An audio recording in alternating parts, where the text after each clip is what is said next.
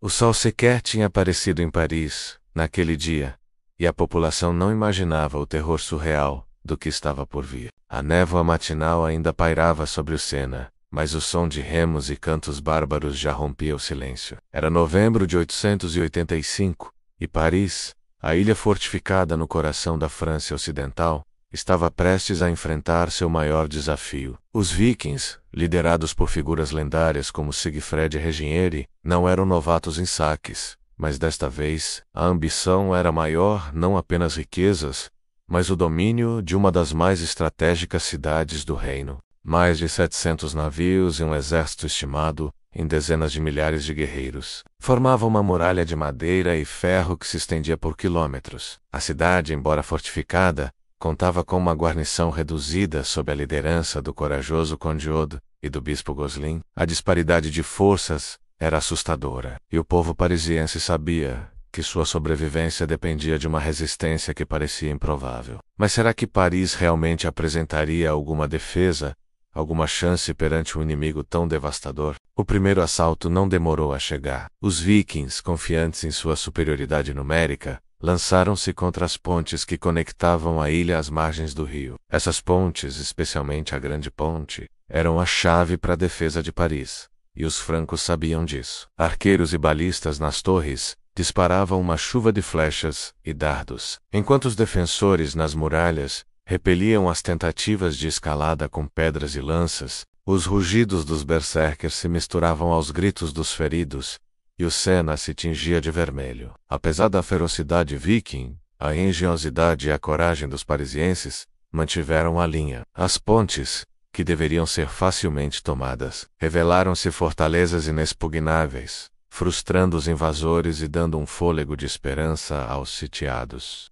Nesse momento, os invasores sabiam que a tomada da cidade não seria fácil como tinha acontecido com inúmeras cidades anteriormente. Com as pontes se mostrando um obstáculo intransponível, os vikings mudaram de tática. Iniciou-se um cerco prolongado, visando minar a resistência dos parisienses pela fome e pelo desespero. Máquinas de cerco rudimentares foram construídas, arietes, catapultas e torres móveis, todas destinadas a romper as defesas. No entanto, os francos respondiam com inovações próprias. O lúpulo, uma espécie de rede de gancho, era usado para desmantelar as torres vikings, enquanto óleo fervente e pez em brasa eram despejados sobre os atacantes. A cidade se transformou em um caldeirão de engenhosidade e violência, onde cada dia era uma batalha pela sobrevivência. Os vikings, acostumados a saques rápidos, agora se viam presos em um impasse, testando sua paciência e determinação. Então quer dizer que os franceses, apenas com pontes e barricadas,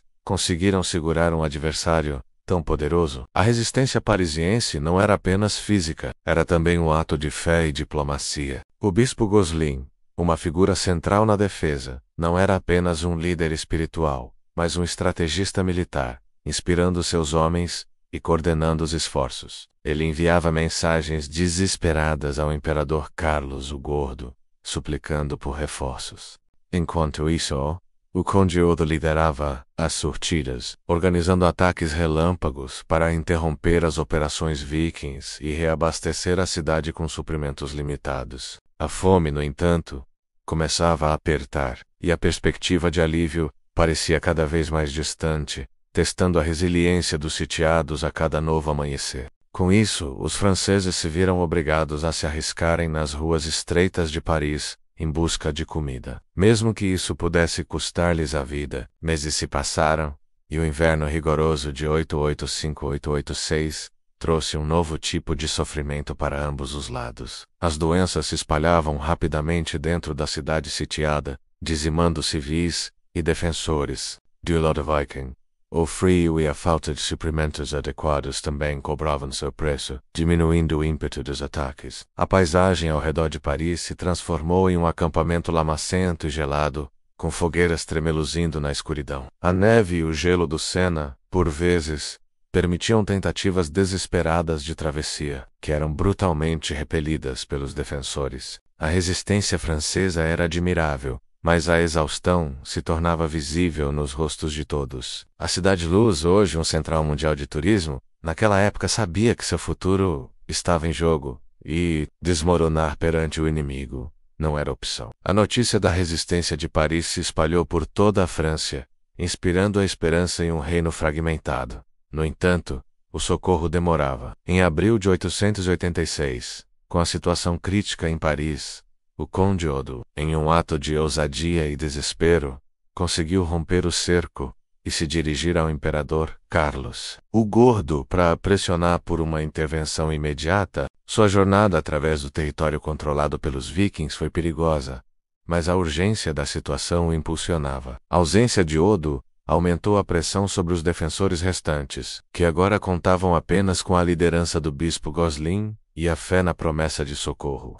Os demais líderes, que estavam também sitiados, se viram perdidos em meio a debates e reuniões para traçarem algum plano de manutenção da resistência e, quem sabe, até atacar. Enquanto Odo buscava ajuda, o imperador Carlos o Gordo finalmente se moveu. Mas sua abordagem não foi a que Paris esperava. Em vez de um ataque direto e decisivo, Carlos optou pela negociação. Ele ofereceu aos vikings um pagamento de 700 libras de prata para que levantassem o cerco, mas Chacanti permitiu que eles navegassem rio acima para saquear a Borgonha, que não estava sob seu controle direto. Essa decisão gerou indignação entre os parisienses e muitos francos, que viam o acordo como uma traição e uma demonstração de fraqueza do imperador. A visão de navios vikings passando sob a ponte que eles defenderam com tanto sacrifício foi um golpe duro para o moral. A população, ainda sem acreditar no acordo feito pelo imperador, temia que essa quantia de dinheiro resolveria o problema agora,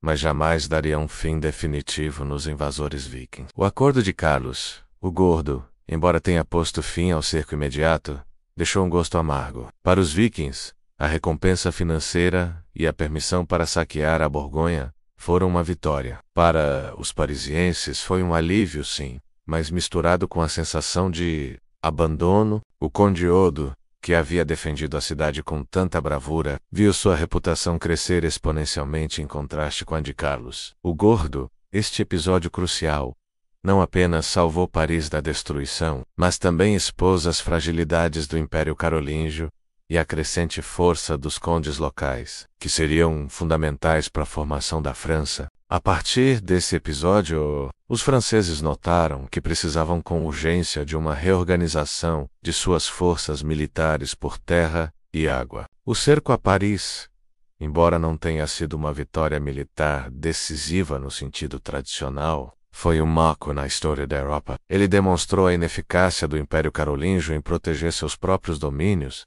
e a crescente necessidade de uma liderança local forte. O Conde Odo, o herói da defesa, ascenderia mais tarde ao trono da França Ocidental, estabelecendo as bases para a dinastia capetiana. O episódio também reforçou a reputação de Paris como uma cidade resiliente e estratégica, capaz de suportar os ataques mais ferozes. A determinação dos seus defensores se tornou uma lenda, ecoando por séculos. Até hoje, historiadores buscam entender como a população demonstrou uma resistência feroz frente a um inimigo muito maior e altamente devastador por onde passava. O legado do cerco a Paris vai além da própria batalha. Ele simboliza a transição de uma era, o declínio do poder central e a ascensão de novas lideranças. As táticas defensivas utilizadas, a engenhosidade dos sitiados e a brutalidade dos invasores são lições vívidas de um período turbulento. A história de Paris sob cerco viking é um testemunho da tenacidade humana diante da adversidade, e um lembrete de como a resistência de uma cidade pode moldar o destino